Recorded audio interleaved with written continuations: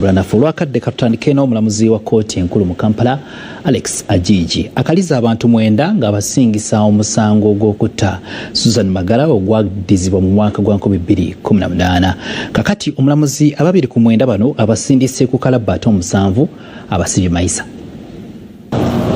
Wakati w'ennaku z'omwezi 25 na 27 omwezi ogwokubiri omwaka 2018 bannayuganda bakerera mu ntiisa ey'amawulire g'okuttibwa kwa Susan Magala eyawambibwa abantu ne basaba ssente akakadde kalamba akadoola kyokka newankubadde nga baaziwaayo ono teyasimatuka bajambula bano nga baamutta omulambo gwe ne bagusuula ku luguudo olwa Ntebe Expressway.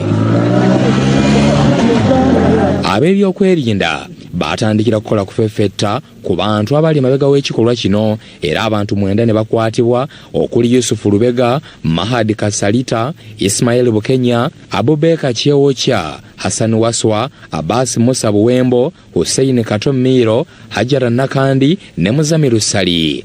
Era bano bamaze ebbanga nga bawere nnemba n'omusango guno. We on behalf of the prosecution team kati oluvannyuma lw'emyaka 4 omulamuzi wa kkooti enkulu mu Kampala Alex Ajiji awadde ensale ye ng'asinziira ku bujulizi bw'abajulizi 45 abaleeteddwa mu musango guno oludda oluwaabi we lwaleeta. This court found that this offences were caused by persons acting in execution and furtherance of a common intention or purpose motivated by money. Omulamuzi Alex Ajiji asinzidde ku bujulizi bw'abanoonyereza abaleetebwa n'akakasa nti omwenda bano ababadde bavunaanibwa bazza omusango guno mu bugenderevu n'ekigendererwa eky'okufuna ensimbi. I propose to consider the fact that these actions were cruel, callous, premeditated, planned and motivated by financial demands, with the fact that indeed some of the accused persons' participation was overboard. Omulamuzi ono agambye nti okusinziira ku byayogerwa omwenda bano bwe baali balambuza abasirikale ba poliisi bannyonnyola bulungi ebikolwa bye baakola okwali okusalako omugenzi engalo okumuwa eddagala n'okumusiba ekiwero ku maaso n'aziira ekyamuviirako okufa. He cut off her fingers. He injected her with the ketamine. He suffocated her with a cavera and strangled her. And was present when her fingers were cut off and also when they finally killed her. What a role played against by her against a fellow female. Bano buli omu amuwadde ekibonerezo okusinziira ku kye yakola ng'ababiri ku 9 bano okuli Hajara Nakandi nga ye yakuuma omugenzi okutuuka okumutta ne Habasi Musa Buwembo eyakulemberamu okuwamba n'okusaba ensimbi basaliddwa ekibonerezo kyakuttibwa ku kalabba kyokka abalala 7 baakusibwa mayisa. And I do therefore sentence the two A4 and A9 to death.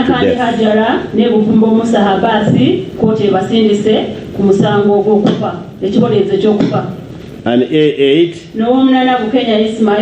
are hereby sentenced to imprisonment for the rest of their natural lives. Bano ensimbi ze bajja ku famire ya Susan Magala baali baazigulamu ebintu ebyenjawulo okuli ettaka yiika 35 mu bitundu ebyebuyikwe ne Luweero n'emmotoka nga bino byonna omulamuzi alagidde oludda oluwaabi okubibawa bitundibwe ensimbi zonna ezivaamu ziweebwa abafamire y'omugenzi. And the proceeds be submitted to the family of the late Susan Magala.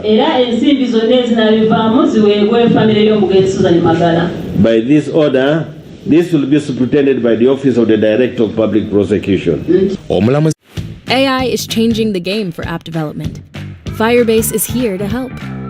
Easily bulijjo era ne bye bafuna tebalina kusigala nga babifuna wadde abooluganda lwabwe. From the enjoyment of the benefits they derived from their crime.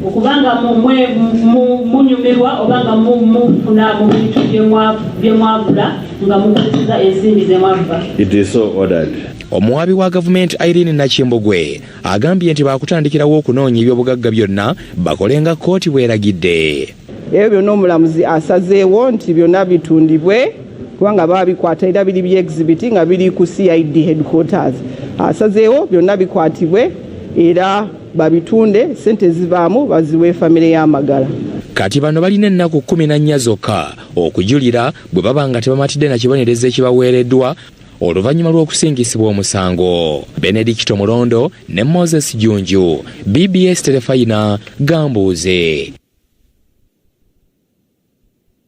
Wetegerera na Moliri Gambuuze, ababaka ba Parliament abatuula ku kakiiko ka Parliament ak'ebyenjigiriza bavudde mu mbeera lwabakulira ssettendekero wa Kyambogo okwebulankanya obutalabikako mu kakiiko ka Parliament kano olunaku olwaleero. Embeteza evudde ku kuba nti akakiiko kano olunaku olwaleero kabadde kalina okufuna abakulu bano bennyini okuva ku Kyambogo University okwennyonnyolako ku nsonga y'abayizi abaatuulira ku ssomero ku ttendekero lino mu mwaka gwa 2017 wansi wa sikaala za gavumenti okusoma obusomesa kyokka yo University mu kubatikkira n'ebatikkira mpewo.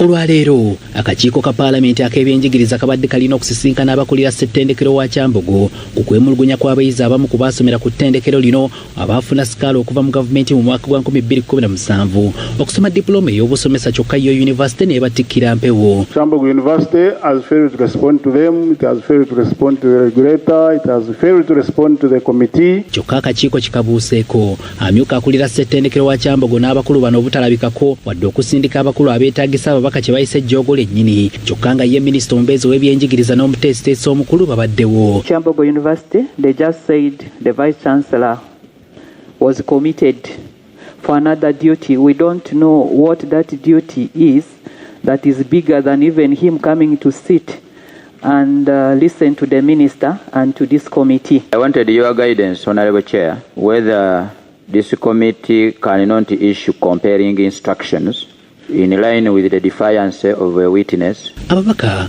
bagamba newankubadde ensonga eno nkulu naye bo abakulira Kyambogo University bagufudde mu z'obutawa kitiibwa akakiiko ka Parliament kano nga buli babeerawo ensonga enkulu ebeetaagisa ebyokwennyonnyolako si bye babeerako. There is validation that the university has been defiant, non-responsive to aggrieved parties, non-responsive to the regulatory body. Refusal to come means undermining public trust, and failure to cooperate, it means that he is forcing the committee to recommend for further action. Amyuka ssentebe w'akakiiko kano Mbaka Ongerito tabadde na bigambo biwooma eri abakulira ssettendekero wa Kyambogo ng'agamba ssettendekero ono tasobola kubanga yatta ebiseera by'omu maaso eby'abayizi kyokka n'okujja obuzza okusalira wamu amagezi ku nsonga eno ne batalabikako. That very week when the students responded as part of their orientation, they could have just corrected that straight away, but they didn't correct. Even when the students complained, they didn't correct. And today, Minister, I would say they have downgraded their presence here further by not even the Deputy Vice Chancellor being here. Bwe batyo basaba minisita n'omuteesiteesi omukulu mu minisitule n'ebyenjigiriza okubaako ne kye bakola ku jjoogo ly'abakulira Kyambogo University kuba okwemulugunya kususse naye ng'abakulu bo baafuuka bannantagambwako. I may say Kyambogo University really committed a crime to the students themselves and to the Ugandan people at large. I would sound this way because with this modern technology, it doesn't sound right to really award students the wrong certificate. Wabula omuteesiteesi omukulu mu minisitule n'ebyenjigiriza asabye akakiiko kasooke kaleka ekitongole ky'ebyenjigiriza ki National Council for Higher Education okukola okunoonyereza kwe kiriko. Basabye baweebwe obudde balinde ebinaava mu kunoonyereza olwo nabo balabe kye bazzaako. We allow National Council for Higher Education to complete the investigation from the quality assurance and standards aspect and give us the final which we can act on as the policy makers. Kyokka omu ku bayizi bano aboogerawako abeemulugunya agamba baawa abadde ensonga eno era erudde mu ddiiro naye ne we butuukidde olwaleero Yunivasite ya Kyambogo yagaana okuwa aba National Council for Higher Education ebiwandiiko ebyetaagisa. The institution in question has failed to respond to our concerns. We wrote to them 6 letters over the 2 years. 6 letters. They refused to respond to National Council for Higher Education, and they also failed to respond to Parliament. Wano akakiiko kawadde Ministry nsalesale wa kutuuka ku Lwokubiri lwa Ssabbiiti ejja okubanga bafunye okuddamu okuva ku ssettendekero wa Kyambogo University n'okukomawo wano okusalira wamu amagezi ku nsonga eno.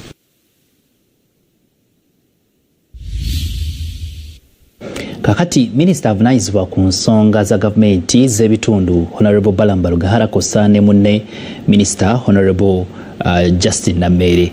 Olunaku olwaleero waliwo abakulira abakozi mu gavumenti ez'ebitundu balabudde baminisita bano okuliya wa gavumenti ez'ebitundu Balamba Lugahara Kosa ne Justin Namere nti basusse okuswaza abakozi ba gavumenti nga bayita mu nteekateeka ey'okulwanyisa obuli bw'enguzi kyokka nga bakola omulimu guno awatali kusooka kunoonyereza kumala nga bayambibwako ebitongole bya gavumenti ebyetaagisa okukola omulimu guno okukkakana nga baswazizza abantu ab'enjawulo awatali wadde kusooka kukola kunoonyereza kwetaagisa.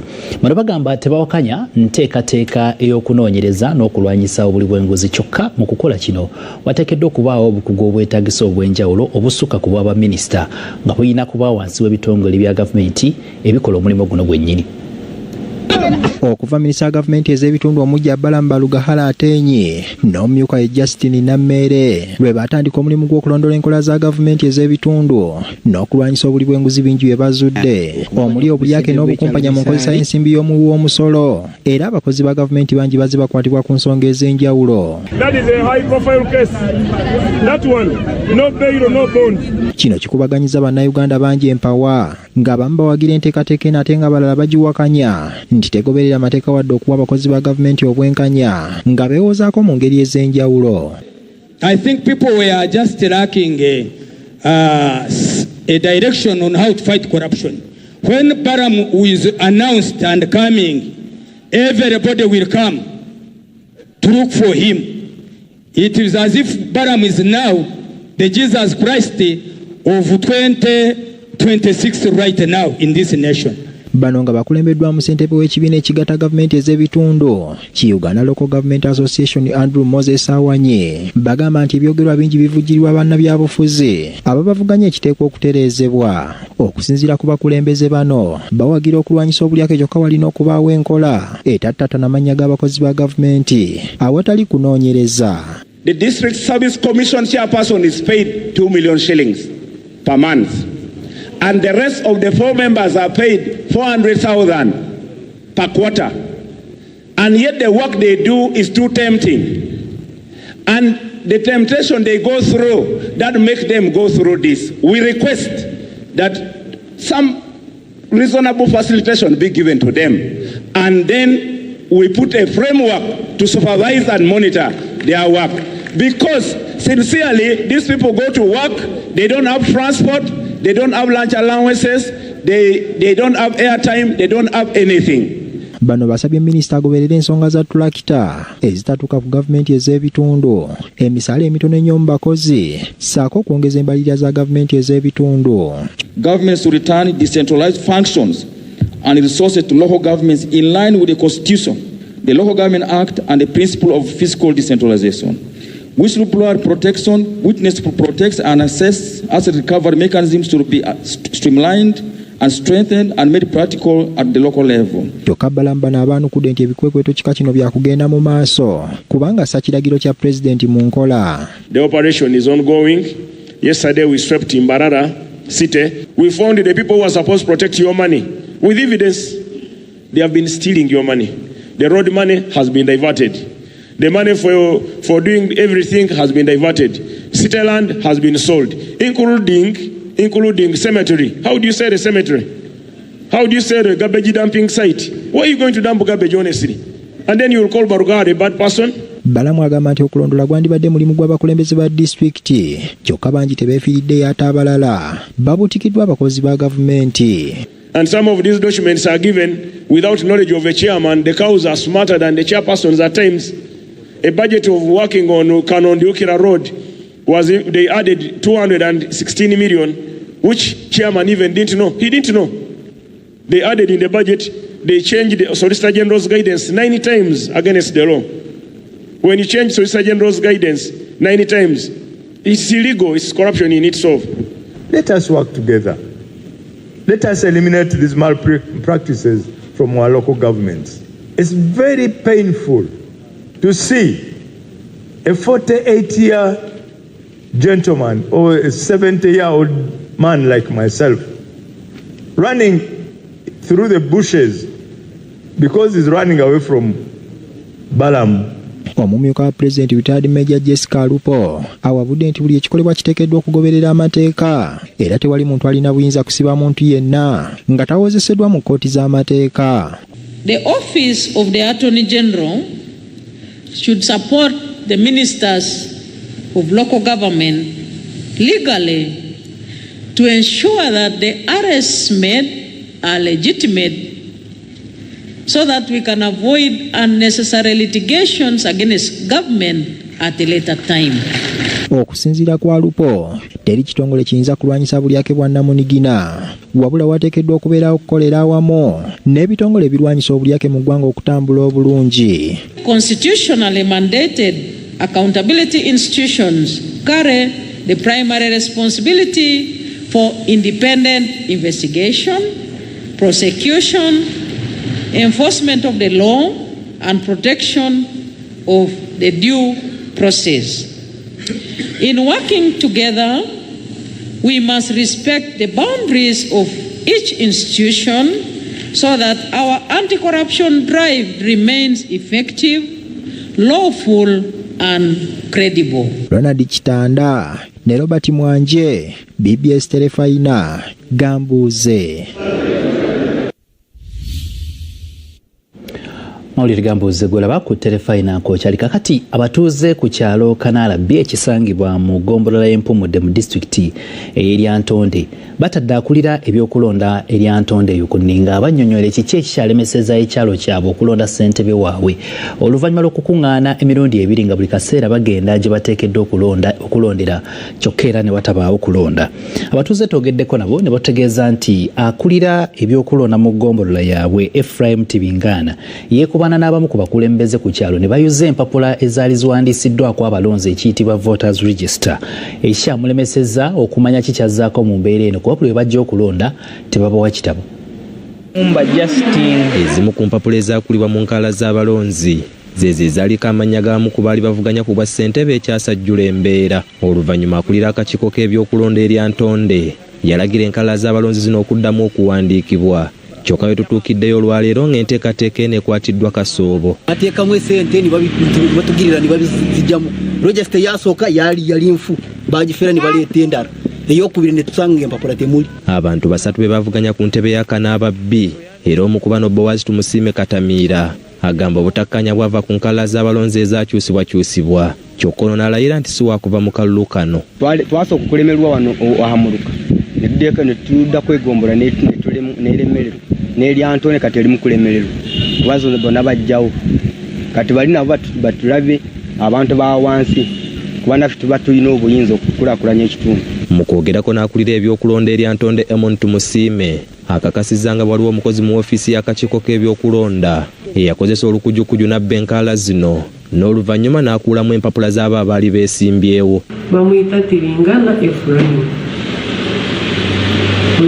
Omukozi waffe twamugamba asooke adde ebbali addamu kutambuza emirimu gyaffe gino egya Electoral Commission basooke tukole okunoonyereza kwaffe okutuufu. Wabula y'omu ku muyambi wa RDC Eryantonde Abel Muhendo agamba babakanyedda n'ogw'okunoonyereza ku nsonga eno. Kati gwe omuntu sekinnoomu oba gwe bawadde omulimu ogenda olondesaawo ate n'okozesa olukujjukujju n'obeera involved mu kuyuza peegi 3 ezo peegi 3 katugambe buli peegi ereka abantu